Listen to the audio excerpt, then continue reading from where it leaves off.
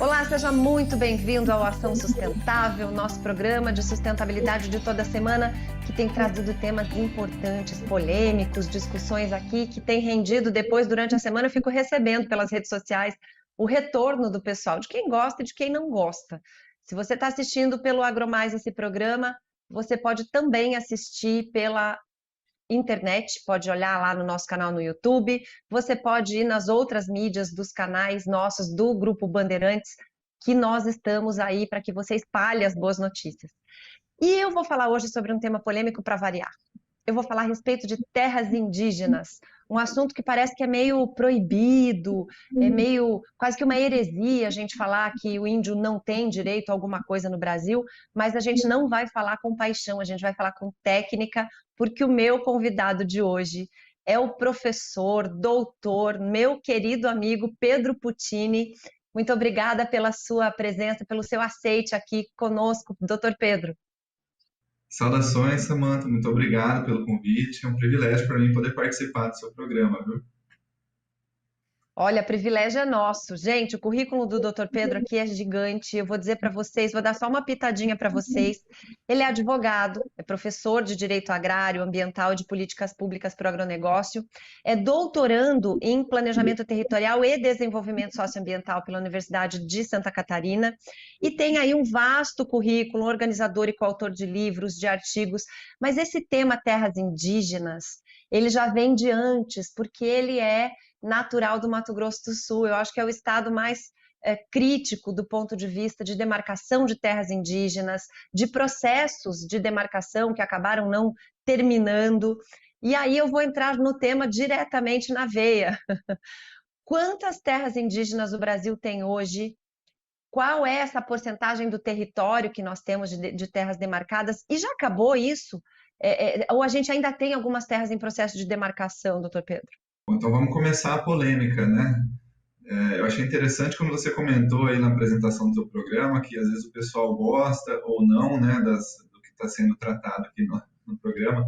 Então, eu só queria fazer um esclarecimento antes, né, que também foi muito bem apresentado sobre a gente falar com técnica, né? Primeiro, eu sou e sempre fui advogado, atuante nessas causas agrárias e ambientais, sem qualquer outro interesse, né, senão a melhor ciência jurídica ou o combate ao fake news jurídico, ao fake news no geral, né, que tem induzido, infelizmente, muitas correntes de estudo equivocadas, né, que tem trazido o assunto da ciência para a ideologia, né. E aí, quando você pergunta dos números, o meu estado, né, do Mato Grosso do Sul, assim como muitos outros, ele vive um permanente conflito por causa de invasões, né, e já soma 150 propriedades invadidas, até onde eu havia acompanhado os números atuais, né? E no Brasil, terras, segundo aquele estudo da Embrapa Monitoramento por Satélite, seriam 14% do território brasileiro, né, já demarcado, e o fato é que isso, na verdade, traz um problema que eu tento sempre tirar a ênfase da questão produtor contra índio, porque não é. É uma questão de planejamento territorial, uma questão de economia, né, dos estados que estão sendo afetados por isso, né? E, naturalmente, por se tratar de um território, afeta a todos os cidadãos, né? Então, é um assunto que virou matéria aí da imprensa por falta de bom senso, de segurança jurídica, falta de melhor entendimento sobre essas questões de planejamento e de políticas públicas. Mas olha só, vamos começar agora colocando os pingos nos is. Nós temos 500, o Brasil foi descoberto, entre aspas, em 1500, então em 2021 a gente já passou dos 500 anos, mais de meio século de existência. E aí a gente teve uma distribuição de terras que foi sempre polêmica. A gente teve capitania hereditária, teve sesmaria. Esses dias eu fiz um programa aqui a respeito de regularização fundiária. Mas com relação ao índio, existe um sentimento na sociedade brasileira de uma dívida, né? Chegaram aqui os europeus e tomaram as terras dos índios. Mas quando você me fala que tem 14% do Brasil atribuído a terras indígenas, nós estamos falando de um território gigantesco. Já está suficiente? Não está suficiente? Qual que é o critério? Quais são as leis que regem hoje esses direitos e por que tem tanta polêmica? Pois é, Samantha, se isso já é suficiente ou não, eu gosto de trazer o debate para o planejamento territorial, né? Essa questão, ela é uma questão de gestão territorial e de recursos que deveriam ser aplicados, né, com eficiência para todos os brasileiros.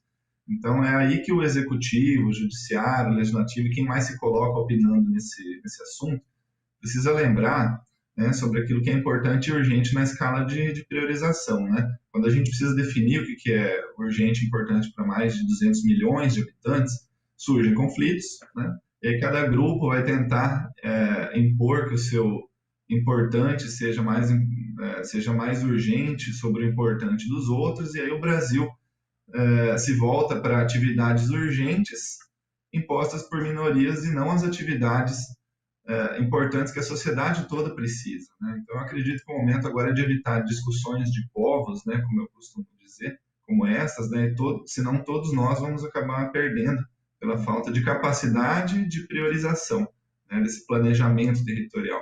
E aí, quer aumentar esse número, né, acho que já basta inviabilizar o território brasileiro, se lembrar que nesse mesmo estudo da Embrapa, a gente fala aí de 37%, né, do território já entregue ao Estado, né, na forma de unidades de conservação, de terras indígenas, né? Então, eu acho que é por aí que a gente vai, né? Interessante, Pedro, quando você fala a respeito de urgências de minorias que atrapalham o planejamento. O brasileiro eu diria que é o mestre das urgências das minorias, né? Não que sejam menos importantes, mas é uma questão de priorização de fato, e a gente vê que quando fala-se planejamento, você citou os estudos da Embrapa, o Evaristo de Miranda disse que se todo mundo tivesse o seu quinhão reivindicado, os índios, as unidades de conservação, floresta, produção, precisaria de pelo menos mais 4 Brasis para a gente dar conta de tudo isso. Então, está faltando planejamento. Mas enquanto esse planejamento não vem, o que hoje a gente tem visto nesses conflitos, como que tem se comportado o judiciário, quais são as diretrizes legais que um produtor que se vê cercado de uma terra indígena, ou que vai fazer seu CAR, por exemplo, e dar uma sobreposição com terra indígena, muitas vezes ele nem sabia. Aconteceu com vários clientes nossos. Como é que está sendo a direção da solução desses conflitos? Bom, aí você tocou num ponto da gestão cadastral, né? Questão aí de sobreposições, de CAR e tudo mais. Vamos começar pelo CAR, né? Esse primeiro, no CAR foi, eu acho que um dos primeiros indicativos aí de sobreposição.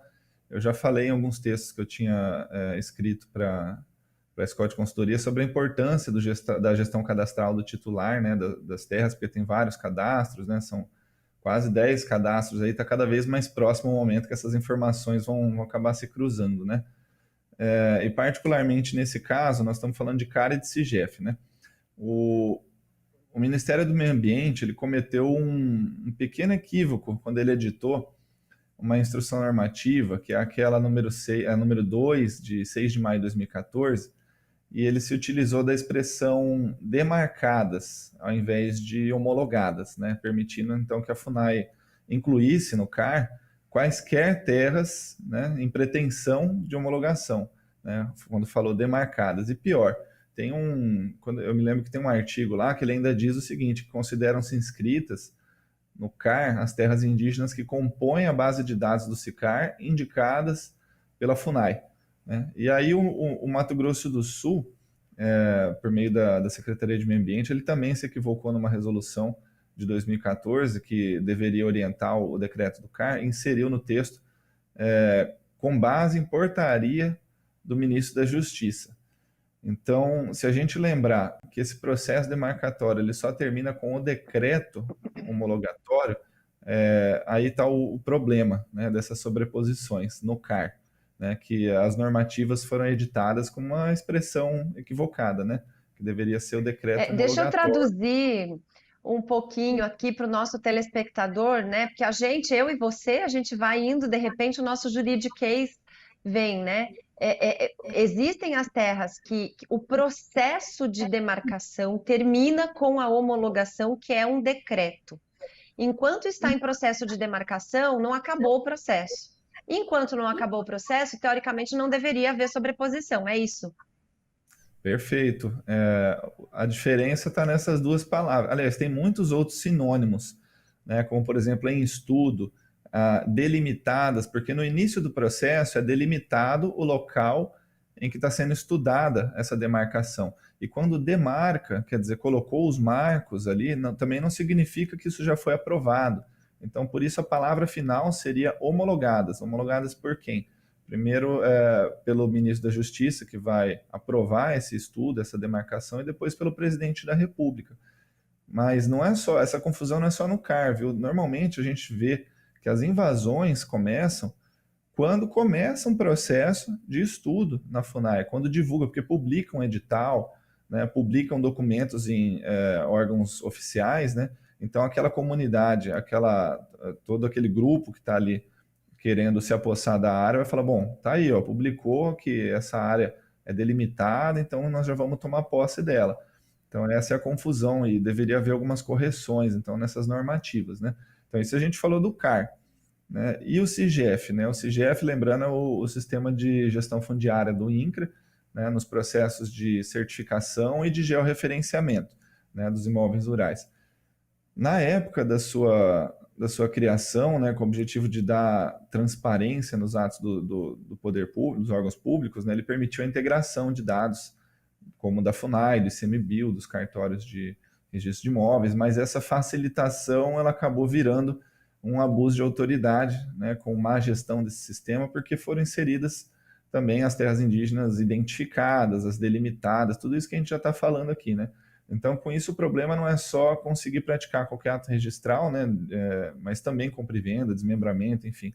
Então, verdadeiras afrontas aí, né, no direito de propriedade, né, que acaba atrapalhando toda a vida do produtor. Aí você falou de diretrizes. O que tem hoje, né, nas mãos do produtor que pode ser feito para resolver esse problema? Nós temos uma instrução normativa da FUNAI, do ano passado, isso, a Instrução Normativa 9 de 2020, que ela foi editada em 16 de abril, que ela foi combatida pelo movimento indigenista, como se tivesse tirado direitos, né, dos indígenas, simplesmente fazendo uma correção, nada mais do que justa, né, para evitar essa má utilização do sistema pelos seus usuários, e alterou a emissão de um documento que se chama a Declaração de Reconhecimento de Limites, que serve para fornecer a certificação dos limites, de que esse imóvel está respeitando os limites das terras homologadas. Aí veio a palavra correta, né? Então, que direitos que foram tirados nesse caso? Nenhum, né? A certificação de um imóvel ou a delimitação dele, ela tem que ser feita por memorial descritivo, né? E ela não é considerada um direito de propriedade, né? Então, proprietário é aquele que está na matrícula. Né? Então, por isso que essa novidade ela é bastante otimista, foi um grande passo para o aumento da segurança jurídica. E também tem muitas ações pelo Brasil afora, né, principalmente do Ministério Público Federal, tentando derrubar essa instrução normativa. Então, o que temos hoje para resolver o problema da sobreposição seria isso, né, tentar entender melhor essas terminologias, fazer uso dessa normativa da FUNAI, e assim a gente segue tentando ajudar, né? Na verdade, não está bom para ninguém, né? Sem o planejamento, o produtor fica com insegurança jurídica e os índios, a comunidade indígena também não tem segurança, porque, na verdade, às vezes ela é colocada ali, eu vou entrar em outra polêmica, colocada numa reserva homologada, vamos usar aqui a palavra certa, foi demarcada, foi homologada aquela reserva, não existe um suporte que seja realmente efetivo com relação à vida daquela comunidade, né?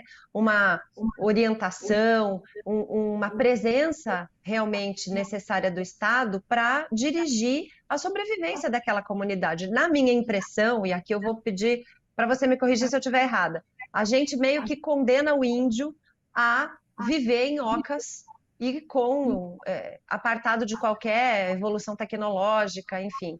Leia-se já a polêmica que aconteceu aí no ano passado com relação a plantio de soja, produção, mineração pelas áreas indígenas. Como é que está isso hoje em dia? Pois é, não dá para a gente falar disso sem diferenciar os tipos de terras para que o nosso telespectador ele consiga entender essa discussão. Será que a gente pode fazer então essa explicação sobre Claro, os tipos? claro, claro. Então, só para melhor compreensão, né, do nosso telespectador, né, a gente tem que fazer uma sequência lógica de raciocínio, né? Primeiro, entendendo que a Constituição Federal, ela cria os direitos indígenas e depois vem uma lei, que abaixo da Constituição tem as leis, depois tem os decretos. Então, depois vem o Estatuto do Índio, depois da Constituição, que traz quais são as terras. E aí são 3 tipos de terras, né? São as tradicionalmente ocupadas, essa que tem toda a confusão aí do marco temporal, toda essa discussão, né, se existe ou não um marco temporal, as terras tradicionalmente ocupadas. A segunda, as áreas reservadas, ou seja, as reservas indígenas criadas pelo governo, exemplo da história dos irmãos Vilas Boas, que fizeram a criação, auxiliaram na criação da primeira reserva indígena do Brasil, né? E as terras de domínio das comunidades indígenas, ou seja, aquelas que foram adquiridas de alguma forma pelos índios e serão declaradas como terras indígenas, né? Então são 3 tipos de terras.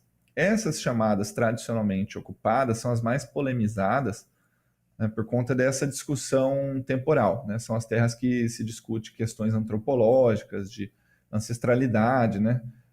Onde se reconhece aos índios os direitos originários, né, sobre as terras que eles tradicionalmente ocupam, competindo à União demarcá-las, é o que diz a nossa Constituição Federal. Então tá aí, quando fala competindo à União demarcá-las, tem um devido processo legal, tem que seguir todo um rito, que é aquele que está no decreto 1775 de 96, que são, uma vez eu resumi, aí são mais ou menos 14 etapas. Bom, dito isso, diferenciadas esses tipos de terras indígenas, aí a gente entra nessa discussão, né, sobre o que pode e o que não pode ser feito nessas terras. E aí que vem as polêmicas mais incríveis, né? Porque essa discussão ela surgiu principalmente quando veio, eu posso chamar de grupo econômico, né, agrícola, chamado Índios Parecis, né? Porque eles cultivaram uma enorme quantidade de terras no Mato Grosso, e começou a se discutir essa mudança de paradigmas no uso, né, das terras indígenas, onde estão misturadas essas questões culturais, usos e tradições e tudo mais. E aí, segundo a leitura que a gente faz da Constituição Federal, só essas terras tradicionalmente ocupadas, essas que discutem ancestralidade e tudo mais, não as áreas reservadas, nem as colônias, elas teriam uma destinação específica que deveria atender ao bem-estar, à reprodução física, cultural, usos e costumes e tradições dos indígenas, certo? Então, o curioso é que é exatamente nessas áreas, né, que discute a ancestralidade, é que ocorrem as invasões, né? E normalmente são áreas em que já se estabeleceu o uso agropecuário extensivo. Você tem uma área já determinada, né, com uma atividade agrícola ali, e com isso, os índios tomando posse dessa área, você acaba esvaziando todo o sentido do texto do artigo 231 da Constituição Federal. Imagina a seguinte situação, né? Se você pega também uma área de produção agropecuária já consolidada, e o governo fala que, devido à proximidade com algum bioma fragilizado, essa área vai ser uma unidade de conservação. Essa área ela vai voltar a ter a vegetação originária dela, né? Então, a mesma coisa acontece com essas situações, né? As invasões indígenas em áreas produtivas, que já são consolidadas há anos, né, se demarcadas, vai ser destruída essa atividade agropecuária para voltar essa área a ser uma área que proporcione atividades tradicionais dos indígenas, né? Então, são esses paradigmas aí que estão afetando, inclusive, a aplicação das políticas públicas para eles, né? Já que a FUNAI tem que atendê-los, tem que fornecer recursos e estrutura, tudo mais para... Então nós estamos num momento meio conturbado de entender os tipos de terras, o que pode, o que não pode ser feito, né? E aí tá essa confusão que você provocou aqui na minha fala. Não, na verdade a ideia era essa, era dizer o seguinte, dá para fazer? Não dá, mas eu digo que o bom advogado ele sempre responde depende, porque de fato existem formas diferentes de áreas indígenas, né, demarcadas ou atribuídas, enfim, e esse marco temporal que você citou aí, que tem uma discussão a respeito, eu gostaria que você desse uma explicadinha também, porque o nosso telespectador está aí, né, que marco temporal esse é polêmico? E aí eu gostaria que você, com o seu brilhantismo, vai resumir para ele entender esse marco temporal. Então, esse é o que tá pegando hoje é o marco temporal, né? Porque isso apenas suspendeu todos os processos, né, que estavam tramitando na FUNAI, no Judiciário. Há quem diga que esse assunto aí pode trazer, depois de julgado no STF, pode trazer pacificação, né? Mas eu acho que muito pelo contrário, depender da decisão que vai sair do Supremo, pode trazer uma insegurança jurídica enorme, né? Até e da vida, insegurança da vida de quem hoje está nessas áreas aí, na iminência de ter invasões. Mas marco temporal, vamos lá. Esse assunto ele surgiu, ele foi pacificado naquela demarcação de terras Raposo Serra do Sol, né? Agora ele começou a ser tratado de novo nesses atuais processos que foram suspensos no STF, né? Então, o que era uma inocente suspensão de processo acabou virando de novo uma repercussão geral para rediscutir isso. O marco temporal, ele abre um espaço para discutir aquilo que a gente chama de teoria do indigenato, né? Não tem como falar de marco temporal sem falar de indigenato. Indigenato é aquela antiga conversa que os indígenas são donos das terras que ocuparam, né, isso a qualquer tempo, certo? Então essa seria a teoria do indigenato. Já o marco temporal, né, aliás, essa teoria do indigenato, então ela é ideológica, ela não é jurídica ou ela é legal, ela serve para defender que os indígenas são senhores primários e naturais, né, de terras que um dia ocuparam, tal. E então o marco temporal ele vem para isso, ele vem para trazer essa segurança jurídica, né, de que deve ter um determinado ponto que a gente tem que partir para considerar quais são as terras tradicionalmente ocupadas. Então, essa teoria do indigenato, vamos falar, né, em outras palavras, que é furada, né? Ela é furada por quê? Porque a nossa legislação, ela não permite, né, a tal da repristinação, ou seja, ressuscitar direitos, né? Isso, quem diz é a nossa lei de introdução às normas do direito brasileiro. Não permite repristinação, ressuscitar um direito, né? Por isso que essa teoria do indigenato ela é furada. E desde sempre, né, as legislações anteriores, a Lei de Terras de 1850, as constituições federais anteriores não traziam nenhum direito a terras que um dia ocuparam. Então, por isso que é tão fácil de interpretar a nossa Constituição Federal quando diz tradicionalmente ocupadas na data da Constituição Federal, ou seja, 5 de outubro de 88. Então, quem estava ali nessa data de indígena, né, se comprovar que eles estavam ali e que eventualmente foram expulsos, né, essa situação seria a da demarcação pela ancestralidade. Mas antes dessa data não seria correto. Mas o indigenismo defende que isso seria correto, né, que é a teoria do indigenato. Então essa é a questão do marco temporal, né? Ele foi trazido pela Constituição, a meu ver, para trazer essa paz e a solução de um problema, colocando data, né, evitando a possibilidade de demarcar qualquer terra a qualquer tempo, né? E não só sou eu que estou dizendo, tá? Existem vários autores das obras que a gente conhece aí de direito agrário que também sustentam exatamente nesse sentido. Bem, vamos então, oremos, né, pelo STF, que a gente dá até medo ultimamente, para que tenha uma decisão inteligente e para que a gente consiga começar a pacificar esse assunto. Muito obrigada. Eu sei que você tem uma riqueza gigantesca de conhecimento nesse assunto.